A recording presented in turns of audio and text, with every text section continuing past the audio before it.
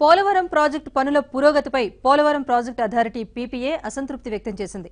విజయవాడలోని ప్రాజెక్టు సహాయ పునరావాస కమిషనర్ కార్యాలయంలో ఎగువ దిగువ కఫర్ డ్యాంల నిర్మాణాల తీరుపై PPA CEO RK Jain, chief engineer AK Pradhan, Krishna board chairman RK Gupta, PPA deputy director K Shankar సమీక్షించారు.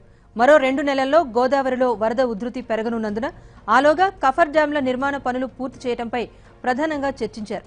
కాంట్రాక్ట్ సంస్థ నవయుగకు ఇండో కెనడియన్ కంపెనీ అందించిన కఫర్ డ్యాం డిజైన్లను పరిశీలించారు.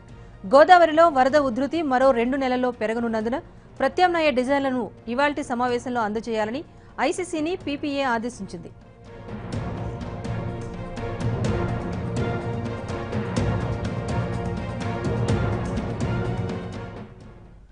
గోదావరిలో గత 3 ఏళ్లుగా 15 లక్షల క్యూసెక్కుల దాకా వరద వస్తోంది. ఎగువ దిగువ కఫర్ డ్యాంల ప్రస్తుతం 28 లక్షల క్యూసెక్కుల వరదను తట్టుకునేలా వాటిని డిజైన్ చేశారు. జూలై నెలాఖరు నాటికి వీటికి పూర్తిగా అవసరమయ్యే వనరులు, యంత్ర సామగ్రిపై కాంట్రాక్ట్ సంస్థ స్పష్టత ఇవ్వాలని పీపీఏ సూచించింది. వరద ఉధృతిని తగ్గించి స్పిల్వే వైపు గోదావరి జలాలు రాకుండా చేసేలా కఫర్ డ్యాంను కొంత గ్యాప్తో నిర్మించడంపైన దృష్టి సారించాలని అభిప్రాయపడింది. నేటి సమావేశంలో స్పష్టమైన అభిప్రాయం వెల్లడిస్తామని తెలిపింది. కాగా 90 రోజుల పాటు పనుల వేగాన్ని పెంచుతూ పోతే కఫర్ డ్యాంలతో పాటు స్పిల్వే, స్పిల్ ఛానల్, రేడియల్ గేట్ల బిగింపు కార్యక్రమాలు పూర్తవుతాయని జలవనరుల శాఖ తెలిపింది.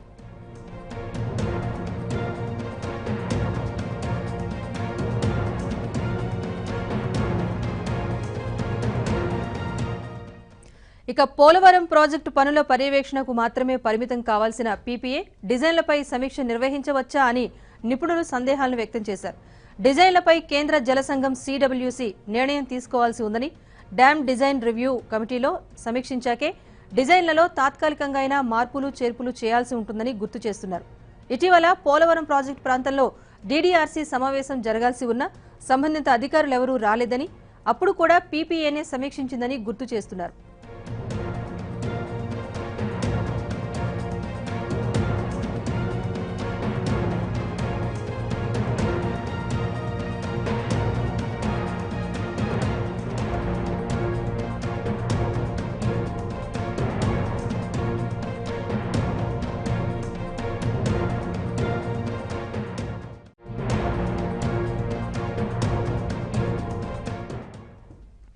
ఇక పోలవరం ప్రాజెక్టు నిర్మాణం కోసం తవ్విన మట్టిని ఎక్కడ పడితే అక్కడ వేయటం వల్ల పర్యావరణానికి హాని జరుగుతుందో లేదో జాతీయ హరిత ట్రైబ్యునల్ ఎన్జీటీ బృందం ఇవాళ పరిశీలించనుంది.